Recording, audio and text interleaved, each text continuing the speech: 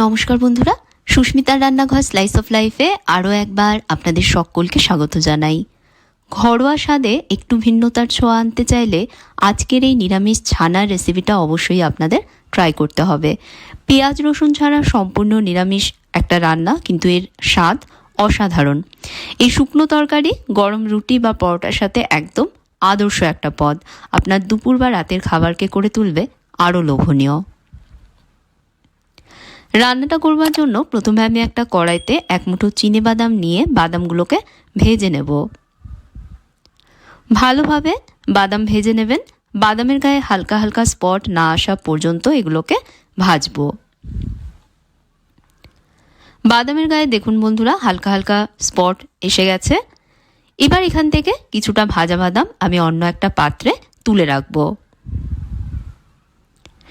কিছুটা ভাজা বাদাম কড়াই থেকে তুলে নেবার পর কড়াইতে দিয়ে দিচ্ছি দুটো কাঁচা লঙ্কা, হাফ ইঞ্চির আদার টুকরো আর এক মুঠো ধনেপাতার ডাঁটি। শুধু ধনেপাতার ডাঁটিগুলো এখানে আমি নিয়েছি। এবার বাদামের সাথে এগুলোকেও একটু ভাজবো। প্রথমে এগুলোকে ড্রাই রোস্ট করে নেব। আমি যেহেতু রান্নাটা পেঁয়াজ রসুন ছাড়া সম্পূর্ণ নিরামিষভাবে বানাচ্ছি, তাই এতে পেঁয়াজ রসুন দিইনি। তবে যদি কেউ পেঁয়াজ রসুন দিয়ে বানাতে চান সেক্ষেত্রে এর মধ্যে একটু পেঁয়াজ রসুনও দিতে পারেন। 1-2 মিনিট এভাবে ড্রাই রোস্ট করে নেবার পর এখন দিয়ে দিচ্ছি এর মধ্যে 1 চামচ তেল। এবার তেলের মধ্যে এগুলোকে 2 মিনিট মতন ভেজে নেব। তেল দেবার পর 2 মিনিট তেলের মধ্যে ভেজেছি। এবার কড়াই থেকে এগুলোকে অন্য একটা পাত্রে তুলে নিয়ে ঠান্ডা করে নেব। কড়াইতে রেখে দিলে কিন্তু বন্ধুরা পুড়ে যাবে, তাই অবশ্য করে এগুলোকে কড়াই থেকে অন্য একটা জায়গায় তুলে রাখবেন। ঠান্ডা হবার পর এখন একটা গ্রাইন্ডার জারের মধ্যে এগুলোকে আমি তুলে নিচ্ছি। সাথে এর মধ্যে অ্যাড করছি 1 মুঠো ফ্রেশ ধনেপাতা। এবার সবগুলোকে একসাথে বেটে নেব। আর বাটবার সময় এর মধ্যে প্রয়োজন মতন জল দিয়ে একদম মিহি করে এগুলোকে বেটে নেবেন। সব একসাথে বেটে নিয়ে মিশ্রণটা দেখুন আমি তৈরি করে নিয়েছি। কিছুটা ভাজা বাদাম আমি আলাদা করে তুলে রেখেছিলাম। এবার সেই বাদামগুলোকে আধ ভাঙা করে আমি গুঁড়ো করে নিচ্ছি। বন্ধুরা, আমি বাদামের খোসা ছাড়াইনি, খোসা সমেতই এগুলোকে আমি আধ ভাঙা করে নিচ্ছি। তবে আপনারা চাইলে বাদামের খোসা ছাড়িয়েও নিতে পারেন। বাদামগুলো একদম গুঁড়ো করবেন না, এরকম আধ ভাঙা করে এগুলোকে গুঁড়ো করতে হবে। এবার কড়াইতে 2 চামচ তেল গরম করে নিচ্ছি। এই রান্নাটা বাদাম তেলে করলে এর ফ্লেভারটা অনেক বেশি ভালো আসবে। তবে বাদাম তেল না থাকলে সেক্ষেত্রে আপনারা সাদা তেলও বানাতে পারেন। তেল হালকা গরম হলেই এর মধ্যে দিচ্ছি 2 টুকরোয় ভেঙে নেওয়া একটা শুকনো লঙ্কা আর 1 চামচ গোটা জিরে। কয়েক সেকেন্ড ফোড়নটা একটু ভেজে নিয়েই দিয়ে দিচ্ছি এর মধ্যে কুচনো 2টো কাঁচা লঙ্কা। কাঁচা লঙ্কা দেবার পর আবারও কয়েক সেকেন্ড ভেজে নিচ্ছি। এবার দিয়ে দেবো এর মধ্যে ছোট টুকরোয় কেটে নেওয়া মাঝারি মাপের একটা টমেটো। টমেটোর মধ্যে অল্প নুন দিয়ে টমেটো নরম না হওয়া পর্যন্ত এখন ভাজবো। একটু নুন দিয়ে ভাজলে টমেটো দেখবেন তাড়াতাড়ি নরম হয়ে যায়। ভাজবার সময় 1-2 মিনিটের জন্য আমি কড়াইটা ঢাকা দিয়ে রাখছি। 1-2 মিনিট পর ঢাকনা সরাচ্ছি। এখনও কিন্তু টমেটো দেখুন গলেনি, তাই আরও একটু সময় এটাকে ভাজবো। টমেটো একদম নরম হয়ে গলে না যাওয়া পর্যন্ত ভাজতে হবে। এখন দেখুন বন্ধুরা, টমেটো নরম হয়ে গলে গেছে। এবার আগে থেকে বেটে রাখা বাদাম কাঁচা লঙ্কার মিশ্রণটা এর মধ্যে দিয়ে দেব।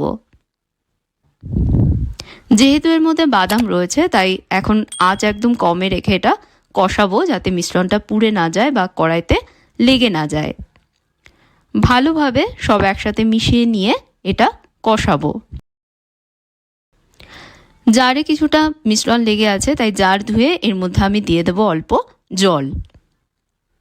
দেবার পর সব মিশিয়ে নিয়ে কড়াইটা ঢাকা চাপা দিয়ে কষাবো। মশলা থেকে তেল না ছাড়া পর্যন্ত এভাবে ঢাকা চাপা দিয়ে কষিয়ে নেব। প্রায় 3 থেকে 4 মিনিট এভাবে আমি কষিয়েছি। দেখতেই পাচ্ছেন মশলা থেকে তেল ছেড়ে দিয়েছে। এখন এর মধ্যে দিয়ে দেব 200 গ্রাম ছানা। দুধ কেটে গেলে যে ছানা তৈরি হয় সেটা দিয়ে আজকে রান্নাটা আমি তৈরি করছি। তবে ছানার বদলে আপনারা পনিরের ব্যবহারও করতে পারেন। পনির ভেঙে গুঁড়ো করে নিয়ে একইভাবে রান্নাটা করতে পারেন।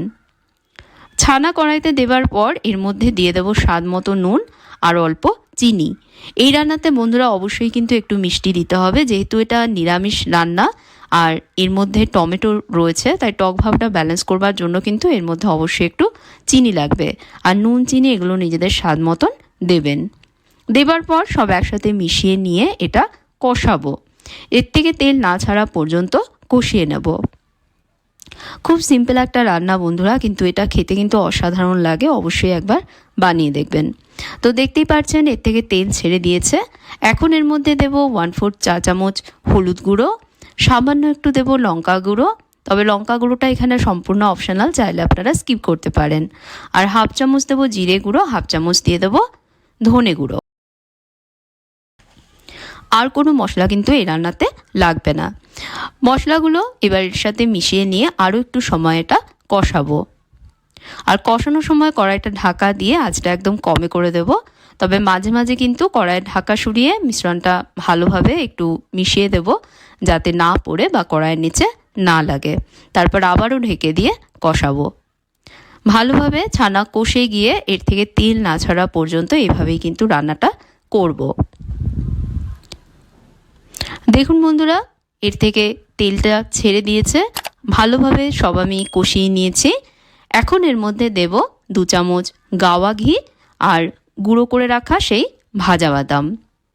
দেবার পর সব একসাথে জাস্ট মিশিয়ে নিয়েই একটা পাত্রে এটা ট্রান্সফার করে নেব।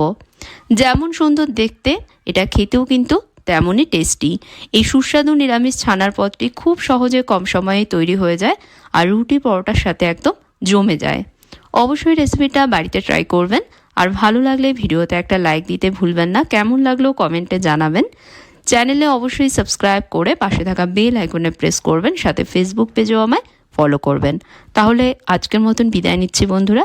আপনারা ভালো থাকবেন, ভালো রাখবেন। ধন্যবাদ।